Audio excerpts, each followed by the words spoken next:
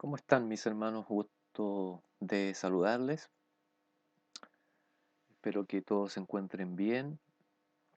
Hemos estado recibiendo algunas noticias no muy buenas de parte de algunos hermanos cercanos que han sido afectados con este virus. Pero nosotros, más que preocuparnos, nos ocupamos. Y nuestras armas no son como las de este mundo, ¿cierto? Sino que son armas poderosas en Dios. La oración es una de ellas. Este virus tiene la particularidad de que no nos deja acercarnos a nuestros seres queridos, pero sí podemos orar a distancia y Dios está en todos lados y, y para Él no hay límites. Debemos seguir confiando y esperando en su misericordia.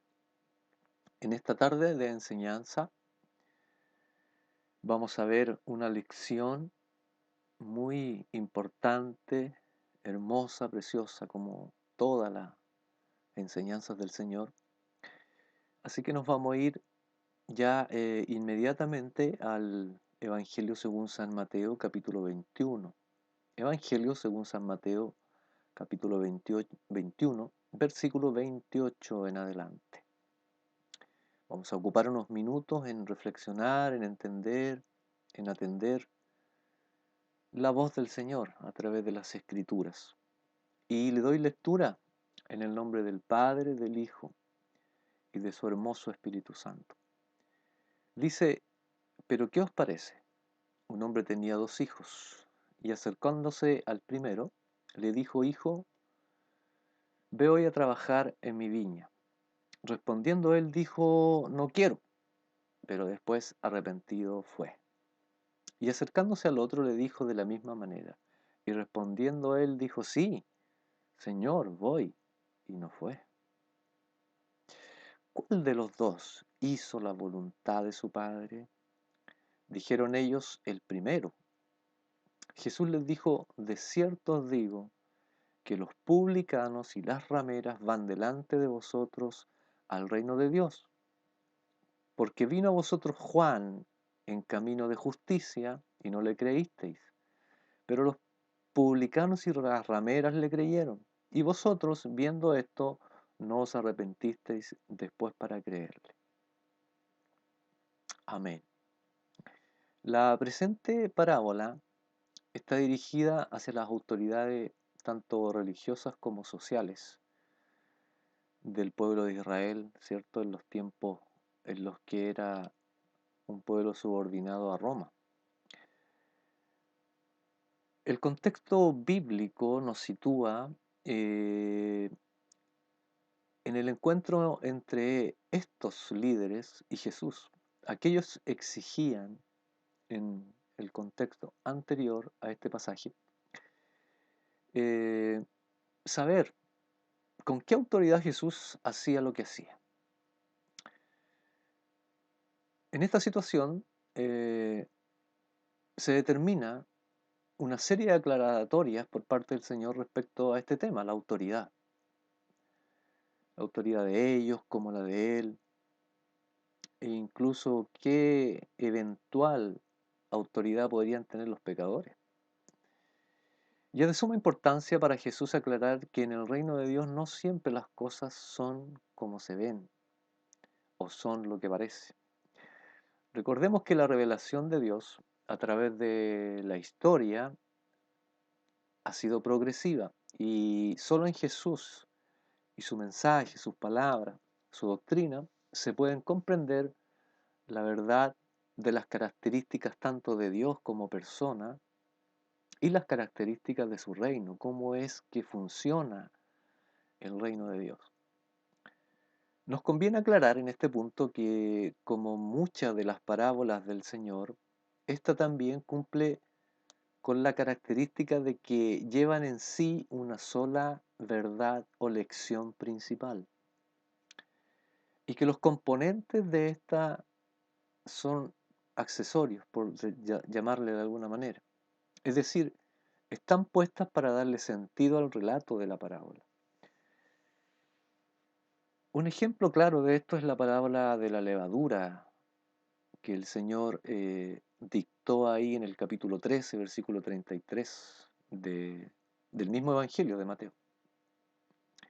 El Señor dice que el reino de los cielos es semejante a la levadura que una mujer tomó y escondió en 3 medidas de harina hasta que todo fue leudado. Entonces pongamos atención, el que haya sido una mujer la que tomó la levadura es irrelevante, pudo haber sido también un hombre. La verdad central de esta parábola es que la levadura cubrió toda la harina, ¿sí? De modo que el que se nombre a una mujer en esta historia es solo una especie de elemento accesorio para dar sentido a la historia, a la parábola, ¿sí? No la mujer, sino que el haber nombrado una mujer, ¿ok? Es importante saber que las leyes de interpretación nos ayudan a comprender estos detalles. ¿Por qué? Cuando estos no se toman en cuenta, nos arriesgamos a especular e intentar implantar doctrinas que no tienen asidero en el contexto general de la Biblia. Siempre un texto debe considerarse con respecto a su contexto, pero el contexto de un pasaje debe también considerarse en el contexto general de la Biblia, de toda la Biblia. ¿Ok? En el caso de la parábola de los dos hijos, ¿cierto? Que es nuestro texto base para la enseñanza de hoy, el hecho de que el padre llame hijo a los dos es solo accesorio para completar la idea de la parábola. Por lo tanto, no podemos pensar que los pecadores o rameras, que es, cierto, la representación de uno de los hijos, no podemos pensar que los pecadores y rameras que son hijos de Dios antes de su arrepentimiento. Recordemos que el título de hijos de Dios es puesto a los seres humanos cuando reciben a Jesucristo. De otra manera y en otra circunstancia o antes de declarar que Jesucristo es su Señor y ser adoptado como hijos, son hijos del maligno, son hijos del diablo. Así lo dice la Escritura. Entonces, aclarado esto, debemos preguntarnos, ¿cuál es la verdad central de esta parábola? Y podemos también añadir otra pregunta a modo de introducción. ¿Y cuál es la sensibilidad que nunca debemos descuidar respecto al hecho de que somos representantes del reino de Dios aquí en la tierra? Y al hecho de que somos hijos de Dios. Y al hecho de que muchos nos miran como representantes del Señor Jesucristo. ¿Cuál es la sensibilidad que nunca debemos perder? Analicemos en 2 puntos este tema. Por un lado, el hecho de que haya sido el Padre quien envió a sus hijos, y no un dueño o un jefe en la parábola, en la historia, habla de una relación cercana. El Padre apela a la autoridad también, ¿cierto? El padre, el jefe de familia, es la autoridad de la casa, pero también apela a la cercanía como base para ser obedientes a sus requerimientos, mandatos,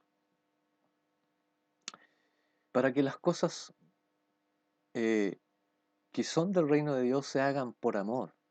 Ese es el símil, ¿cierto? A eso alude, y no por obligación ni mero cumplimiento.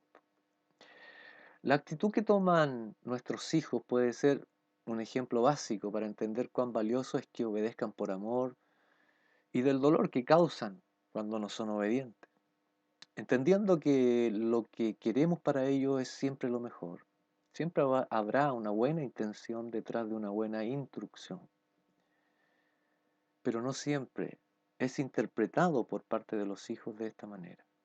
Recuerdo la ocasión en que mi hija, teniendo alrededor de los 3 añitos, insistía en que quería probar el ají. Cuando nos veía almorzar o comer, quería probar el ají. Por un largo tiempo insistió, insistió, y yo por supuesto le negaba, le quería, ¿cierto?, evitar lo desagradable que puede saber para un niño el ají. Pero ella insistió, insistió. Entonces se me agotó la paciencia y le di a probar. Imagínese la reacción. Gritos y llantos cuando probó el ají. Pero entendió que de alguna medida la obediencia conviene. En la presente parábola encontramos dos puntos para aprender. Uno, acerca de la disposición de los recién salvados versus los antiguos salvados. Uno de los hijos tuvo una mala reacción frente a la petición de su padre, ¿cierto? Le dijo, no, no quiero ir. Pero una vez que recapacitó, obedeció. El otro tuvo una buena reacción, muy animosa. Cualquiera diría, el hijo es ejemplar. Dijo, sí, bueno, iré. Pero finalmente no fue y no hizo lo que el padre le pidió. Por regla general, si analizamos, el recién convertido siempre tiene mejor disposición.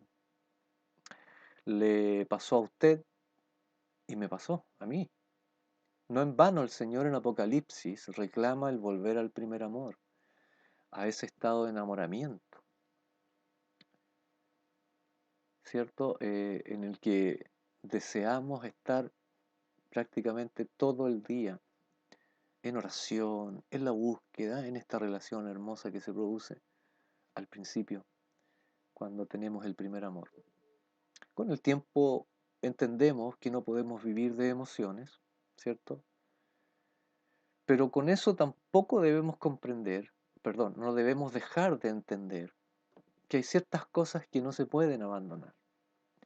Una de ellas es la sinceridad, es el ser genuinos.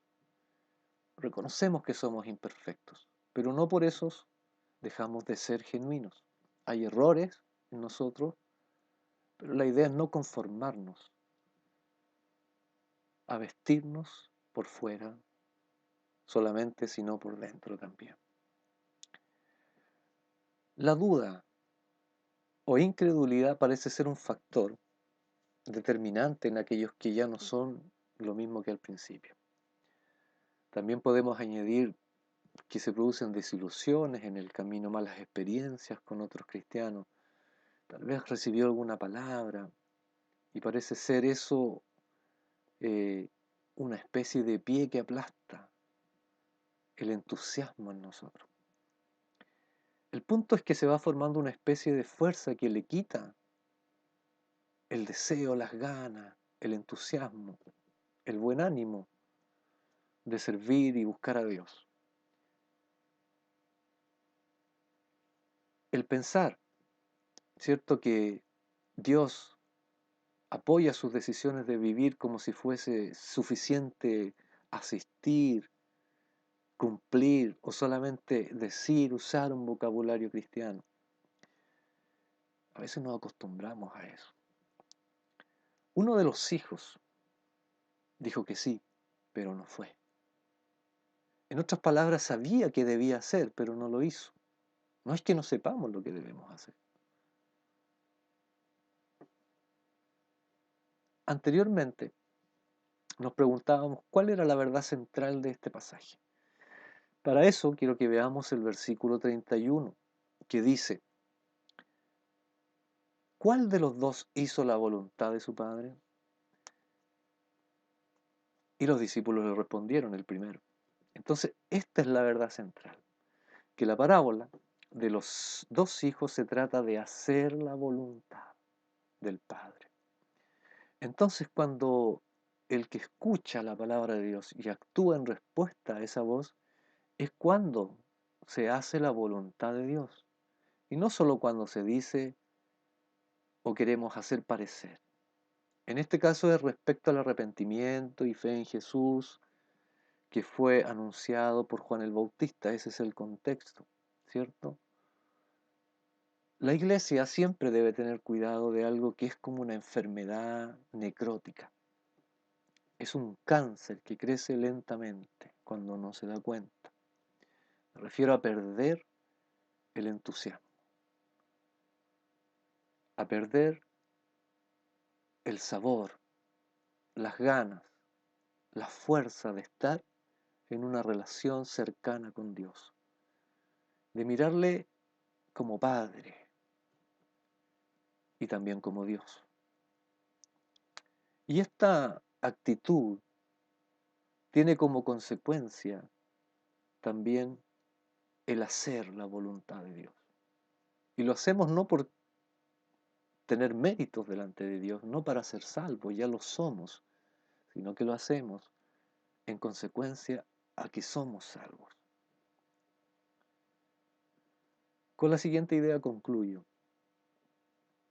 Hay muchos que están cansados. Lo que sucede a nuestro alrededor nos desalienta muchas veces, pero no dejemos que esto nos enferme. Nos deben afectar las cosas porque tenemos un corazón, tenemos la sensibilidad del Señor, nos duele cómo la gente sufre y cómo también la gente se endurece a la vez respecto a entender que esta es la manera muchas veces en la que Dios está hablando. Sigamos trabajando al Señor, sigamos siendo abiertos con el Señor, sigamos confiando en el Señor. Los fariseos se habían acostumbrado a un sistema en el que las prioridades no eran las correctas. Es posible que hicieran muchas cosas con buena intención, pero descuidaron los mandamientos de Dios y sobrepusieron los humanos. Quizás con una buena intención, lo repito, se lavaban las manos en señal de respeto hacia los alimentos que Dios les proveía, pero descuidaban la misericordia. Andaban con ropas limpias, espléndidas, ¿cierto? Excelente, con dignidad en torno a su profesión de sacerdote, pero se olvidaban del amor al prójimo, despreciaban al pobre, despreciaban al desvalido, al enfermo. Cambiaron las prioridades. Se habla de una anécdota donde un millonario quiso hacer un gran mausoleo a su difunta esposa. No quería un simple nicho. Y le empezó a hacer la construcción, invirtió mucho dinero. Y era tan compleja la construcción, era tan detallista el- el- la arquitectura de esta construcción, que pasó el tiempo y seguía contratando especialistas y llegó un momento en que no terminaban, entonces el dueño se desesperó y fue a la obra a ver el avance y resulta que se metió y vio que estaba todo como lento y desordenado adentro y de pronto encontró un cajón y le pegó una patada y dijo, ¿y este cajón qué hace aquí? Y no se dio cuenta que era el ataúd de su mujer. Entonces, la moraleja es la siguiente. De pronto nos preocupamos de las cosas que no nos debieran preocupar y descuidamos las cosas que sí nos debieran preocupar. Hay prioridades y debemos atenderlas.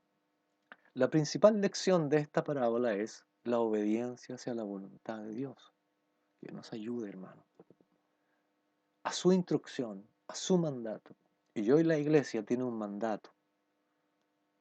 El mandato es su principal propósito, es divulgar la salvación que se encuentra solamente en Jesucristo. Con respecto a su relación en sí misma, como cuerpo, como hijo de Dios, la edificación mutua. Ese es el propósito de cada uno de nosotros. Que el Señor le bendiga en esta tarde y el Señor nos dé fuerza, nos ayude en medio de estos tiempos a atender su voluntad, a hacer conforme a sus mandatos. Y ya nos veremos. Bendiciones.